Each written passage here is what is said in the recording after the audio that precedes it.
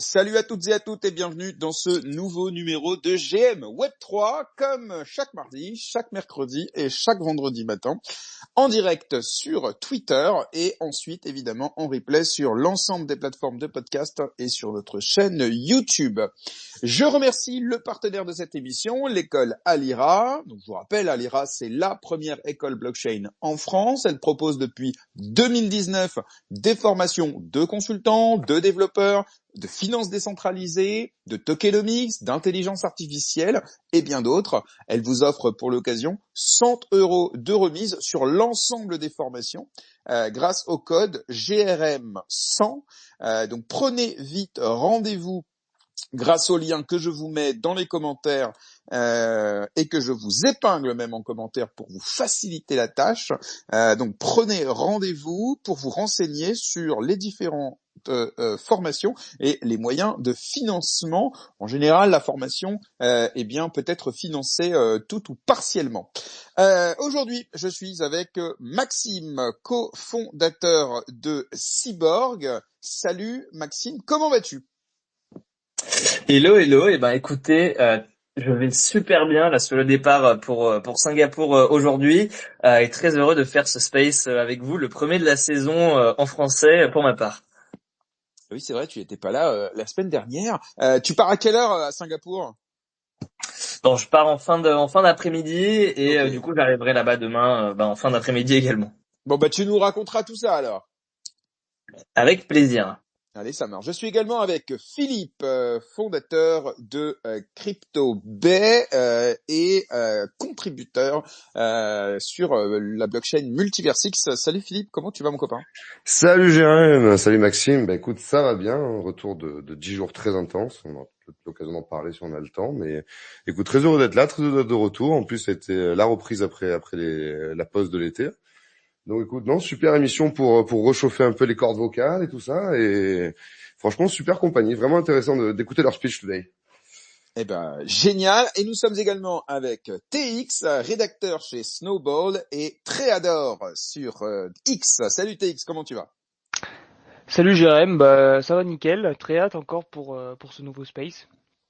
Ah, t'as fait ta première la semaine dernière, d'ailleurs c'était très réussi, parce que tu fais partie des petits nouveaux de cette nouvelle saison, donc très content de t'avoir à nouveau avec nous ce matin. Alors, au programme ce matin, d'abord on va faire un tour sur l'actualité crypto et blockchain, et comme d'habitude, hein, évidemment, on jouera au on s'en fout pas. Philippe, tu vas découvrir le format. Maxime aussi, je crois que tu as pas encore participé, vous allez voir, c'est assez amusant. Ensuite, je recevrai le cofondateur de Angle Protocol en la personne de monsieur Nervo. Voilà, on papotera ensemble stablecoin, protocole décentralisé, over-collatéralisé, c'est dur à dire. Ça va être hyper intéressant. Et puis ensuite, ce sera Jonathan Solomon de Aria Crypto qui viendra nous faire sa chronique hebdomadaire sur la finance traditionnelle et son impact évidemment sur le secteur crypto. Et à 11h45, nous lancerons un nouveau numéro de Alira, les concours de pitch Alira. Donc 4 nouveaux projets viendront pitcher devant 4 membres du jury. Vous en avez déjà 3 ici. Et puis un membre d'Alira nous rejoindra tout à l'heure pour compléter ce jury d'experts. Voilà pour le programme. Alors avant de commencer, n'oubliez pas, c'est très très très important de retweeter le lien du space. Le mieux même, c'est pas juste de retweeter, c'est de quote tweet le lien du space. Voilà, en mettant un petit mot un peu sympa ou peut-être même en disant la partie du programme de l'émission qui vous intéresse le plus pour faire venir de nouvelles personnes. N'oubliez pas également de mettre un like. Vous pouvez également poser l'ensemble de vos questions ou même nous lâcher un petit GM dans les commentaires. Si vous écoutez l'émission en replay, pensez à vous abonner sur la chaîne de podcast ou la chaîne YouTube sur laquelle vous écoutez en replay l'émission. Mettez également un like, un commentaire, activez la cloche pour ne manquer aucune émission. Pour nous, c'est très important pour le référencement. Alors, passons à l'actu crypto. Donc, je vous réexplique le concept. Je vais vous donner des titres de news, et puis vous allez me dire on s'en fout pas. Si on s'en fout, on passe à la suite. Et dans ce cas-là, j'ai préparé, j'ai bossé pour rien. Si on s'en fout pas, eh bien voilà, on deep dive un petit peu, on rentre un peu dans le détail et on en discute tous ensemble. Vous êtes prêts? C'est parti, Ouais. hein. Alors, Mbappé s'associe à Sorare. Je crois qu'on dit Sorare, je crois. Bon, on s'en fout pas? On s'en fout pas? Moi, je Ok. m'en fous. Ok. Alors la règle, c'est qu'il suffit qu'un chroniqueur s'en foute pas pour qu'on y aille. Fair enough. Voilà. Tu sais, c'est comme quand il fait, c'est celui qui a froid qui a la priorité sur la fenêtre, tu vois. Voilà, c'est comme ça. J'ai froid Alors, là. ouais, j'arrive. Je viens de te réchauffer, mon chéri. Alors, donc, en gros partenariat entre Sorare et Kylian Mbappé. Voilà, faut pas dire Mbappé, hein, les gars. Et en fait, ils ont lancé ils ont publié une vidéo qui a fait 500 000 vues en l'espace d'à peine 3 heures. Et qui précise les contours d'un partenariat assez poussé entre donc le célèbre joueur de foot qui vient de rejoindre le Real Madrid. Oui, je suis l'actualité du football et Sorare. Alors Sorare, bon, vous savez, licorne française qui permet en gros d'acheter des cartes de joueurs de foot sous forme de NFT, participer à des compétitions virtuelles de fantasy football pour gagner des récompenses. D'ailleurs, il faut que j'invite Sorare dans l'émission. Tiens, je vais me le noter. Et donc le concept du partenariat, en fait, c'est simple. Enfin, c'est simple. Déjà, faut constituer une équipe avec 4 joueurs, enfin 4 cartes en gros. Tu participes à des compétitions. À chaque fois que tu marques 400 points, tu gagnes un ticket de tombola, de tirage au sort. Bon, voilà. Et puis alors à la fin du concours, tirage au sort de 10 gagnants. 10 gagnants vont devoir remplir un formulaire pour expliquer pourquoi ils sont légitimes à gérer l'équipe de Mbappé. Parce qu'en fait, c'est ça le concept, c'est de permettre à un utilisateur de gérer l'équipe avec Mbappé. Bon, bref. Le vainqueur, il va gagner un badge, et puis il va gagner des tickets VIP pour assister à des matchs de foot. Donc il y a des cadeaux IRL, ça c'est cool. Il y a 2 maillots dédicacés par Mbappé et une carte physique signée par Kylian Mbappé. Voilà. Bon, qu'est-ce que vous en pensez, vous? Est-ce que vous pensez que ça va relancer un peu? Enfin, je sais pas si ça a besoin. Je me suis vraiment pas intéressé à l'actualité de Sorare, mais j'ai un peu l'impression que c'est un peu mort ou pas. D'ailleurs, je sais pas. Je sais pas si vous suivez le projet de près ou de loin, vous. J'ai personnellement j'ai dit que je trouvais ça intéressant. En vrai, je m'intéresse pas du tout au foot et je m'en fous. Mais je trouve que c'est quand même intéressant. Tu vois, le foot c'est quand même le sport numéro un dans pas mal de pays occidentaux. Donc ça peut enfin clairement créer un énorme engouement sur ce jeu et donc indirectement peut-être sur la crypto. Ouais, non, c'est vrai que en tant qu'ambassadeur, Mbappé, ouais, effectivement, c'est le gars, il a des centaines de millions de personnes qui le suivent. Il est considéré comme l'un des meilleurs joueurs du monde actuellement. Il a eu le Ballon d'Or ou pas d'ailleurs? Je crois pas, si. Attends, est-ce qu'il a eu le Ballon Aucune d'Or? idée. J'y connais Ouais, rien il a. comme j'ai dit. Ouais. Bon, bref, en tout cas, en termes d'adoption, c'est cool, quoi. Après, effectivement, sur le projet en lui-même. Non, mais je vais inviter le fondateur de Sorare, parce que franchement, c'est vrai qu'ils font partie des gros de l'écosystème, et ça sera intéressant de se plonger un peu là-dedans, sur leur début, sur comment ils se sont développés et où ils en sont aujourd'hui. Bien, on passe à la suite. Bientôt des L2 sur Solana. On s'en fout pas?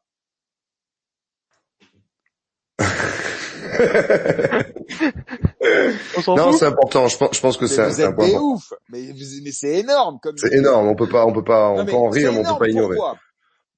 Non mais évidemment. Enfin, je veux dire, pourquoi? Parce que Solana, c'est l'un des plus gros écosystèmes. Voilà, n'en déplaise à certains. Et puis on s'en fout pas parce que Solana, enfin, les Solana Boys et même la fondation, les fondateurs de Solana n'ont cessé de moquer ETH avec ses multiples L2 qu'ils appellent des parasites, et pour le coup, on peut pas se mentir, à cause ou grâce au L2, les frais ont été réduits de façon considérable dans l'écosystème ETH, et donc ça a parasité, ça a cannibalisé les revenus de ETH. Et là, vraisemblablement, Solana serait prête à introduire, non pas des Layer 2, ils ont changé de nom face justement aux réactions de la communauté, à introduire des Network Extensions, donc des extensions de réseau. C'est vrai que ça fait un peu plus cool que Layer 2.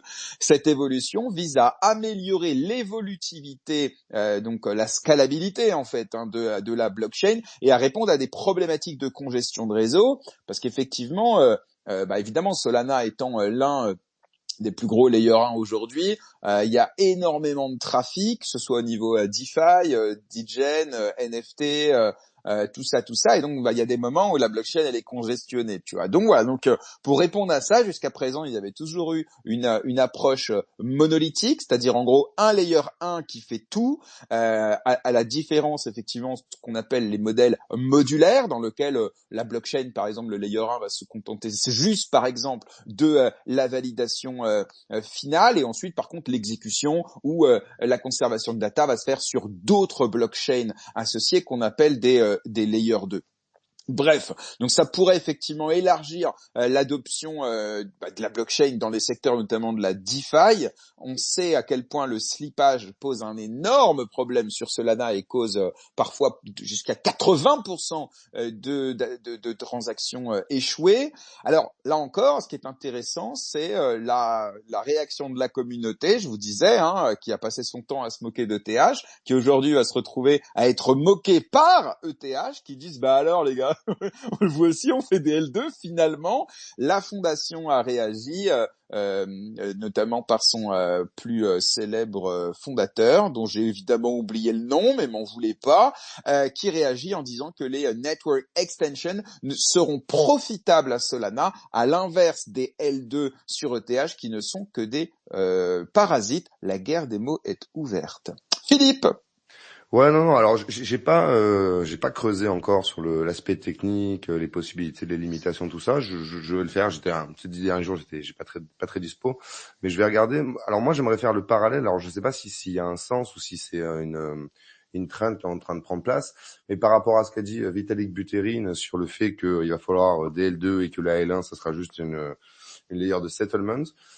Moi, j'ai peur en fait que cette approche-là devienne, on va dire, quelque chose de général et d'accepter, alors qu'en fait, on est quand même dans un schéma où les accès, les transferts de valeur, les transferts d'informations, les calls entre smart contracts, l'interopérabilité en soi risque quand même d'être vachement impacté ou du moins ralenti.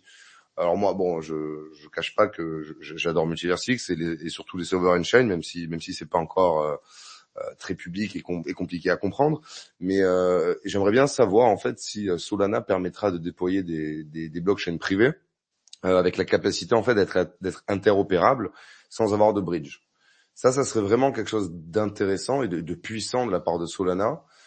Après, je sais pas si d'un point de vue technique c'est possible, étant donné beaucoup de choses au niveau des tokens, de ce qui est intégré sur le protocole. On en saura plus dans tous les cas, puisque j'ai d'ores et déjà pris rendez-vous avec mon référent Solana. Vous vous doutez bien, dès que j'ai vu la news, j'ai directement envoyé un message à mon copain Olivier Goutet, que je vous invite à suivre. Pour le coup, il est core développeur chez Solana Lab, Solana Mobile. Il connaît évidemment parfaitement l'écosystème Solana, et surtout c'est tout sauf un maxi, le gars. C'est-à-dire que vraiment, il est déjà venu plusieurs fois dans l'émission, et il est capable d'avoir un échange extrêmement constructif, de reconnaître les limites et les défis de la blockchain, etc. Et donc il sera dans l'émission le 1er octobre. Donc entre-temps, on aura l'occasion de parler de ces extension network un peu plus en détail. On parlera également de l'actualité de Saga. On en avait parlé puisque le téléphone, le fabricant du téléphone serait quasiment en faillite. Donc voilà, on reviendra sur toute l'actualité liée à la Solana. Ouais, Philippe, tu voulais dire un truc? Ouais, je veux juste te demander, est-ce qu'on a déjà un projet type qui va se lancer en utilisant cette technologie? Non, honnêtement là pour l'instant ils ont juste intégré D'accord. l'idée, donc voilà. Mais voilà. Mais en tout cas c'était intéressant d'en parler ici en premier, et ensuite on continuera à suivre évidemment cette chose-là. Maxime et TX, évidemment, si vous souhaitez rajouter quelque chose, n'hésitez pas à lever la main. Sinon on enchaîne. Au Royaume-Uni, un nouveau cadre législatif pour clarifier le statut juridique des cryptos et des NFT. On s'en fout ou on s'en fout pas? On s'en fout pas? En effet, on s'en fout pas du tout. Grosso modo, le législateur est en train de préparer un projet de loi qui vise à classifier comme biens personnels la grande majorité des tokens, dont Bitcoin, Ether, mais également les NFT. Et en fait, ça c'est hyper intéressant, notamment en cas de fraude ou d'escroquerie, parce que jusqu'à présent, les actifs numériques que je viens de mentionner n'ont pas de statut propre au Royaume-Uni. On ne sait pas si ce sont des biens corporels, on ne sait pas si ce sont des biens immobiliers. Voilà, on ne sait pas exactement ce que c'est, et donc ça met le juge en difficulté lorsqu'il y a justement des problématiques liées aux actifs numériques, parce que comme il sait pas classifier l'actif, bah il sait pas quel jugement prendre. Voilà, je vous la fais simple, tu vois. Et donc, eh bien cette clarification justement de ce cadre juridique de ces cryptos et des NFT doit permettre d'offrir une protection juridique aux propriétaires justement de ces cryptos. Que ce soit les particuliers ou les entreprises, évidemment, contre notamment la fraude et les escroqueries. Alors, ce qu'il faut évidemment comprendre, et j'aimerais avoir votre avis là-dessus, c'est que vous savez que le Royaume-Uni a quitté l'Union européenne, elle n'est donc pas soumise à MiCA. Donc en gros, elle fait les choses de son côté, tu vois. Mais on sait très bien que elle est évidemment influencée par ce qui se passe outre-Atlantique. Donc on sait et on se doute évidemment que l'élection aux États-Unis va avoir un impact sur la décision du législateur de voter ou pas cette loi, ou de la modifier. Il faut savoir que en Europe, nous, on a déjà pris de l'avance sur la classification des crypto-monnaies, mais par contre, en Europe, il faut savoir que les NFT, pour l'instant, sont exclus de MiCA. Donc aujourd'hui, les NFT en Europe sont toujours dans une zone grise, on ne sait pas exactement ce que c'est. Là, effectivement, comme on le voit, au Royaume-Uni, ils souhaitent clarifier justement cela. Donc voilà, je ne sais pas ce que vous en pensez. Je crois qu'on a d'abord Philippe et ensuite Maxime. Alors juste, je vais te demander, est-ce qu'il y a une news qui reporte Swift après ça, ou je peux faire un lien? Qui quoi? Est-ce que tu parles de Swift après ça? Non. Ok, Swift, non. tu veux dire le truc de paiement américain? Ouais. Actuellement, Pardon, non, vas-y, je t'écoute. parce qu'ils ont annoncé hier qu'ils allaient mettre en place un système pour transférer des NFT au travers de Swift, pour faire passer surtout des assets en RWA. Donc du coup, en fait, je me demande aussi si ça va pas permettre en fait de trigger un moyen de transférer ces NFT directement au travers de Swift entre les entités anglaises. Le timing est quand même assez aligné, je veux dire, et je pense que Swift, maintenant qu'ils vont accepter les transferts de NFT au travers de leur propre réseau, le réseau existant, ça va permettre justement aux entités, aux institutions comme Londres ou d'autres pays qui voudraient se mettre par la suite de gérer les assets et les certificats en fait au niveau institutionnel, et d'être sécurisés par un acteur bien connu qu'ils ont déjà le téléphone directement sur le bureau, quoi.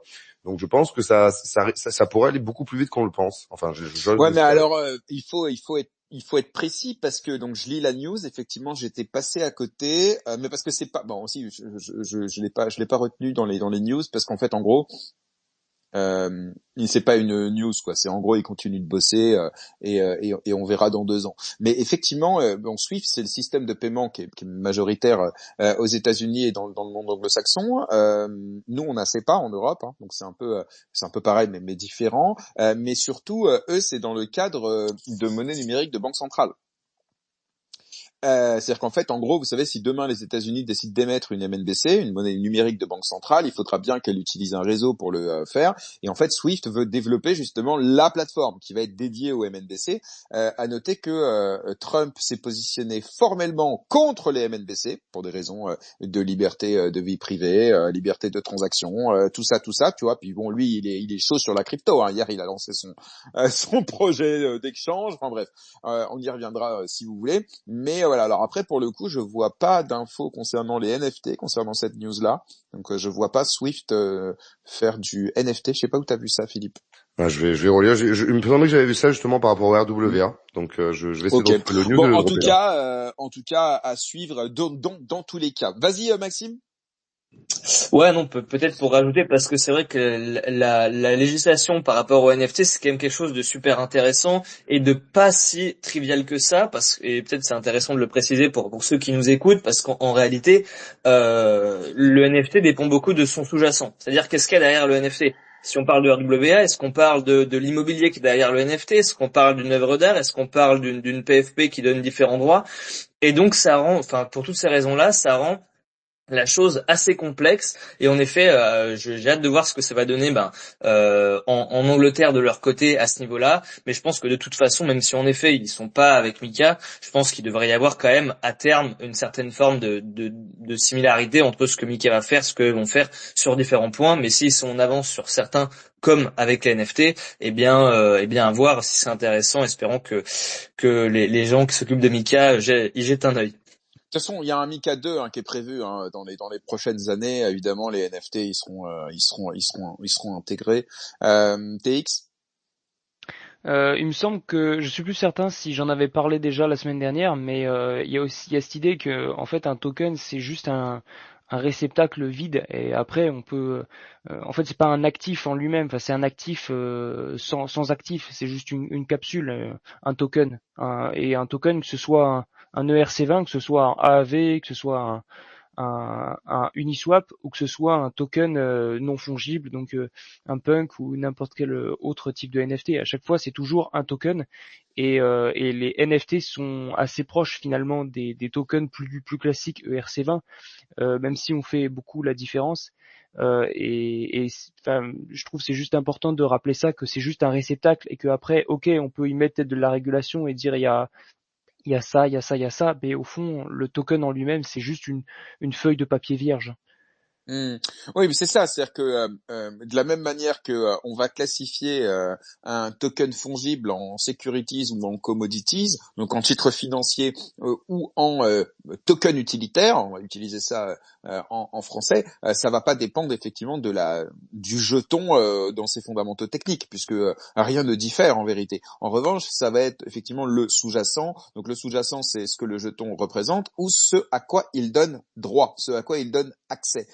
Et donc effectivement, c'est exactement la même chose pour un NFT. Si demain on a un NFT qui est, je sais pas, une carte de fidélité dans un magasin, eh bien on voit bien que c'est détenir ce NFT qui procure des avantages. Et donc là, on est clairement sur un NFT utilitaire, donc une commodities, alors qu'à l'inverse, si le NFT est par exemple un titre, enfin le sous-jacent du NFT est un titre de propriété immobilière par exemple, ou un titre d'obligation ou une action, dans ce cas-là, ce qu'on appelle un titre financier, mais dans ce cas-là, le NFT en question sera requalifié en titre financier. Donc je pense que sur ça, effectivement, on tendra vers ça. Aujourd'hui, clairement, il y a un vide, une zone grise, parce qu'il faut pas oublier non plus que certains NFT sont considérés par certains comme des œuvres d'art. Donc là aussi, on rentre dans une autre classification.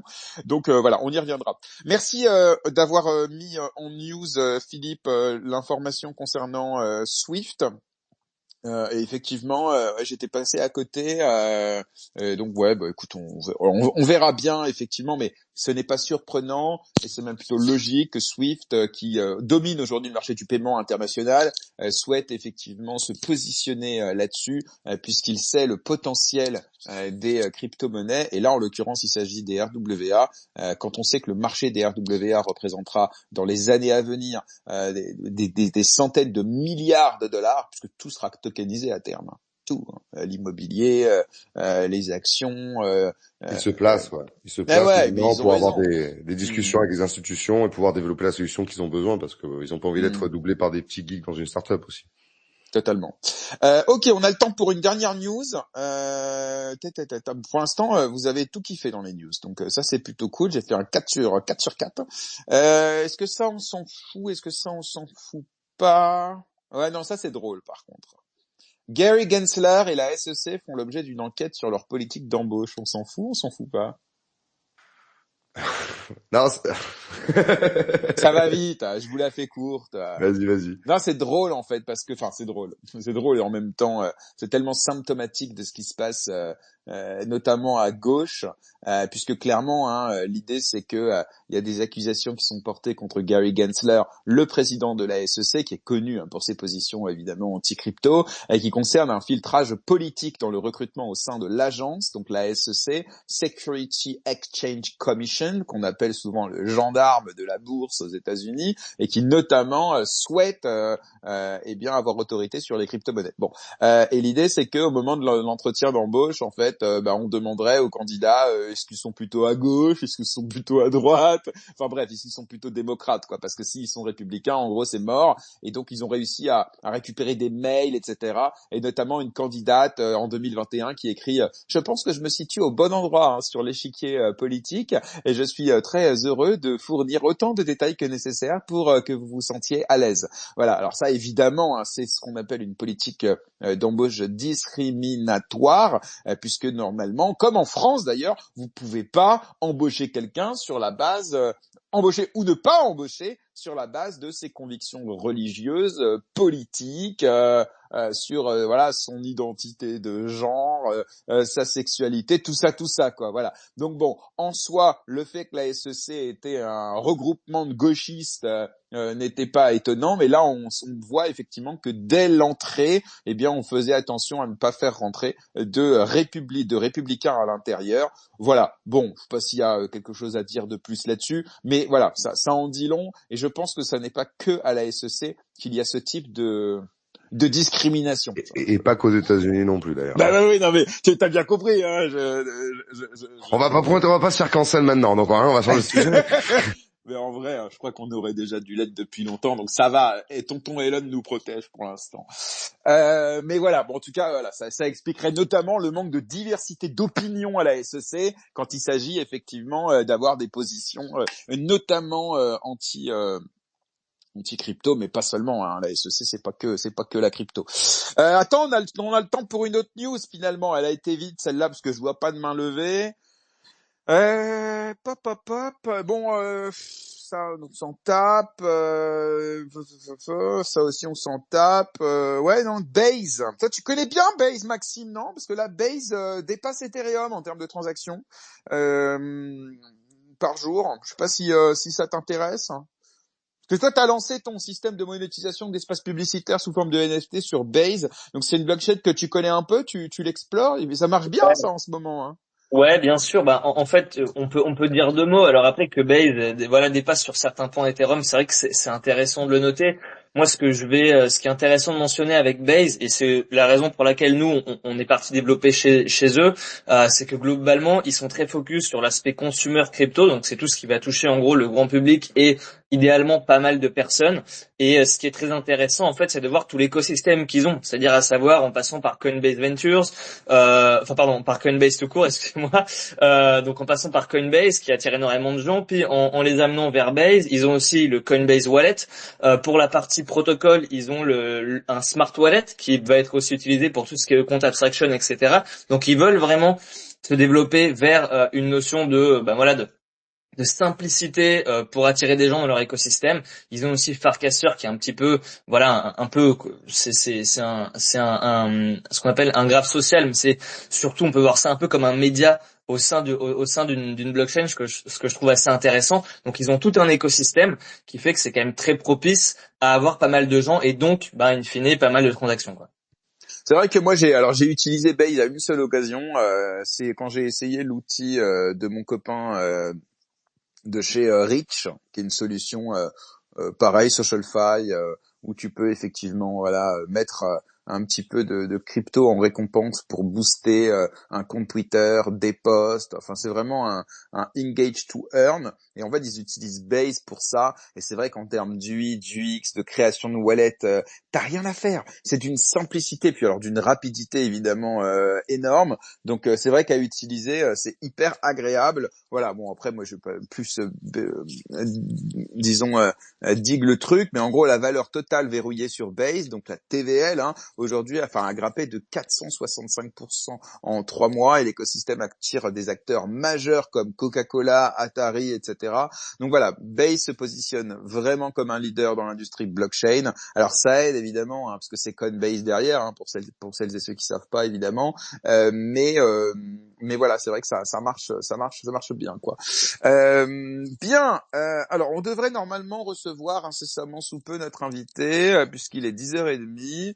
Alors je vais aller quand même lui envoyer un petit message, mais normalement il est au courant, puisqu'il a même like le space. Hello, on est c'est ton tour. Voilà.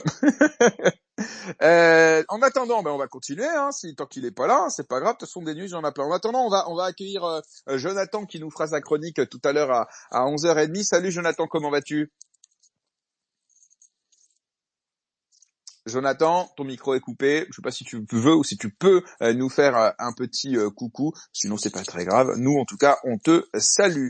Non, ouais, il y a autre chose. C'est justement Trump qui hier a lancé. Alors moi, je vous dis, ça commence à devenir un peu ridicule. Alors, je sais pas si vous avez suivi le truc, mais autant je suis pas du tout fan de Kamala, et pour plein de raisons. J'ai suivi le débat et tout ça. Mais autant là, j'avoue,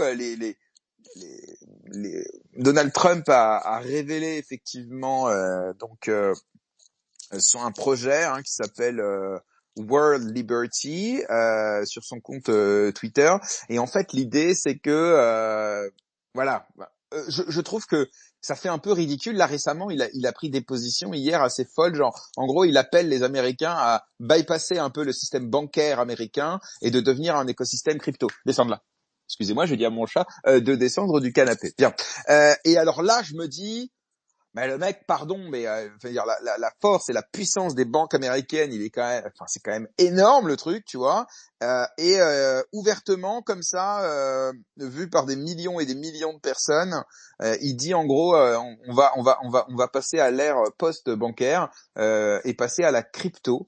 Voilà. Bon, je trouve que c'est un peu gros, et est-ce qu'il risque pas de se mettre à dos des personnes importantes aux États-Unis qui pourraient l'aider à gagner, que ce soit en termes de financement ou de même de réseautage, je sais pas. Je trouve que ça devient un peu ridicule. Moi, je veux bien être disruptif, favoriser l'écosystème crypto, mais si ça devient seul contre tous, voilà, je sais pas. Philippe? Ouais, non, je pense que tu as raison sur ça. C'est-à-dire que tu prends dans les campagnes américaines, la quantité d'argent qu'il faut pour tourner une campagne, c'est en milliards, si je dis pas de bêtises, par candidat, ou plusieurs centaines de millions pour sûr. Du coup, tu es obligé d'avoir les banques de ton côté, on va dire, pour pouvoir avoir un impact. Après, je pense qu'il continue sa narrative d'anti-establishment. Que c'est aussi quelque chose, les gens, même si tu es milliardaire et que bon, t'as des banques, tout ce que tu veux, c'est important, une grande partie de la population américaine aujourd'hui ne disent pas avec les banques, n'arrive plus à supporter en fait les banques, les frais associés au fait qu'ils ont des moments qui sont négatifs, tous ces trucs-là. Et donc je pense qu'en fait c'est pas une mauvaise chose enfin, c'est un choix politique, qu'on soit bien clair. Il aime les banques, je pense qu'à ce moment-là, personne n'a de doute. Mais je pense que c'est aussi pour attirer un certain électorat qui voit en fait en Kamala Harris le sauveur, si je puis dire.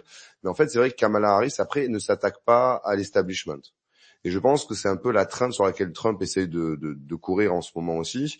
C'est de dire, C'est voilà, ce qu'on parle en France, on parlerait de populisme. c'est ça. Après, moi, je suis pas contre le côté un peu disruptif, seul contre tous, proche du peuple, contre les élites, tout ça. Il y a des sujets là-dessus, tu vois. C'est juste que, je sais pas si t'as vu cette dernière intervention là qu'il a postée sur son compte Twitter sur les cryptos. J'ai le sentiment que ça risque de devenir un peu ridicule, quoi. Surtout que c'est Ouais. amusant parce que sur son compte Twitter, il parle de crypto très souvent. Par contre, pendant le débat face à Kamala, alors bon, après les questions, elles ont été choisies par les journalistes. Donc effectivement, il a pas forcément la main dessus, mais ça n'a pas été évoqué. Donc bon, à voir. Rapidement, TX, et ensuite on va passer à l'invité du jour qui vient d'arriver. Salut tout le monde. Désolé, je sais pas pourquoi ça marchait pas avec l'ordi, mais donc là je suis repassé sur le téléphone. On t'entend bien, juste je vais donner la parole à TX qui avait levé la main et ensuite on va passer à l'interview du jour. TX, tu voulais Ouais, dire moi, quelque chose? ouais, moi pour cette news, en fait, ce qui me gêne un peu, c'est que je me demande encore ce que ça va donner. J'ai pas envie de me prononcer définitivement tant que j'ai pas vu ce que c'était, mais ça me semble que j'ai l'impression que ça va être quelque chose qui va être soit niché ou qui sera accessible que aux Américains, et sûrement une solution qui sera peut-être Web 2.5 où en fait c'est pas vraiment décentralisé et puis il y a juste un peu de crypto pour faire joli. Et que du coup ce sera pas forcément en accord avec les principes initiaux de la DeFi. Et donc c'est un peu ce que j'imagine que c'est comme ça que ça va finir ce projet-là. En fait, ce qui est surtout amusant quand tu vas sur le compte du Twitter du projet en question, c'est qu'en fait le projet il a été lancé depuis quelques semaines, mais il n'avait pas encore été endorsed, il n'avait pas été officiellement soutenu par Trump, mais lui soutenait Trump sur ses publications. Après, ils ont annoncé une succession de nouveaux membres de la team, des advisors, des gens un peu dans l'écosystème au niveau réglementaire, technique, tout ça. Après, évidemment, si son objectif c'est d'onboarder en fait des Américains et de les aider à rentrer dans la crypto de façon extrêmement sécurisée et compliance, parce que c'est ça un peu la proposition de valeur du truc, c'est sécurisé, des frais extrêmement bas et conforme à la réglementation.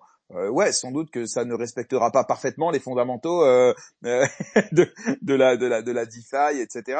Mais si ça peut permettre d'onboarder, je sais pas moi, 10, 20, 30, 50, 100 millions de nouveaux utilisateurs crypto aux États-Unis, bah ça va quand même dans le bon sens, parce qu'au pire ils mettront un pied dans la blockchain grâce à ça, et puis ensuite ils découvriront l'envers du décor, tu vois. Donc je pense que dans le fond c'est pas mauvais, mais voilà, à voir si ça reste que des annonces de campagne ou est-ce qu'effectivement tout ça accouchera de quelque chose d'intéressant. On va suivre évidemment, on continuera de suivre les élections américaines et les positions de crypto de Trump. Bien, on va passer maintenant à l'invité du jour. Attends.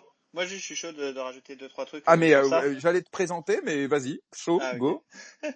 C'est un peu dans la même veine que toi. Moi, je suis très pessimiste sur le fait du 0 to 1. Je pense pas forcément qu'avec un étau complètement décentralisé, tu vas pouvoir onboarder en fait tous les utilisateurs un à un. Et donc, tu vois, ces solutions 2.5. Donc là, en sortant du contexte politique, le fait que ça soit endorsé par Trump ou quoi que ce soit, le fait que ça vienne sur la scène publique et avoir peut-être un DeFi 0.5 parce que c'est entre de la CeFi et de la DeFi, je trouve que c'est quand même positif pour nous, notre écosystème, quoi. Et surtout, là, on voit depuis 1 an ou 2 ans les taux de base qui étaient complètement décentralisés, avec très peu de trust, il est en train d'être dilué, quoi. On voit ça avec tout le real world asset qui arrive, bon, même si je devrais off-chain asset plutôt que real world asset. Mais ça évolue beaucoup et c'est quand même, on se retrouve plus à une dilution entre sur la décentralisation que s'orienter de plus en plus vers des systèmes complètement décentralisés. Des systèmes complètement décentralisés, déjà, ça n'existe quasiment pas, quoi. Il y avait Rai qui était complètement décentralisé, mais même Liquity, qui est en fait la tête de proue de la DeFi centralisée, bon bah il y a toujours des oracles, enfin il y a toujours un besoin de centralisation à un endroit, quoi. Et donc c'est vers où tu mets le curseur, et le curseur il va de plus en plus vers la gauche que vers la droite qui serait complètement tout décentralisé, quoi. Ok, bah en soi c'est assez logique à partir du moment où les acteurs traditionnels, que ce soit les banques ou d'autres, qui se lancent dans le secteur parce qu'ils y voient une opportunité évidemment financière et économique. Dès lors qu'ils se lancent, eux, ces acteurs-là, bah ils n'ont pas le droit d'être décentralisés autant que les protocoles de développeurs plus traditionnels et ils ont pas non plus envie certainement. Et donc, et comme ces gens-là, ils ont une force de frappe au niveau marketing, médiatique, financière, etc. En termes d'adoption, bah ouais, forcément, ils grappillent des parts de marché de façon moins décentralisée que les acteurs historiques du Web 3 entre guillemets. Donc ouais, cette tendance, elle est assez classique. Et on assiste donc à une espèce de petite concurrence entre les acteurs total decentralized et les acteurs plus traditionnels, plus historiques, qui eux sortent des solutions qui sont aussi peut-être plus accessibles au grand public entre guillemets, mais qui évidemment sont moins décentralisées pour des raisons, je répète, réglementaires évidemment, pour des raisons évidemment d'adoption aussi, parce que parfois c'est plus facile de faire rentrer quelqu'un sur une solution centralisée que tout de suite sur une solution décentralisée avec les risques et les contraintes associées. TX, je te laisse la parole et ensuite il faut vraiment qu'on commence l'interview du jour. Très Parce qu'on a un rapidement, oui. programme chargé. Vas-y TX. Très rapidement, en fait, je pense que ce qui est important de regarder, c'est est-ce que les solutions qui seront proposées, est-ce qu'elles vont rajouter de la liberté aux individus, aux utilisateurs finaux? Est-ce que ça leur laisse plus de contrôle sur leurs actifs, ou est-ce que finalement on retombe dans le même système et où tout est permissionné et où tous les accès sont restreints? Et donc, je pense que c'est ça qui est important. Est-ce que ces solutions utilisent la blockchain pour améliorer, pour rendre les gens un peu plus libres?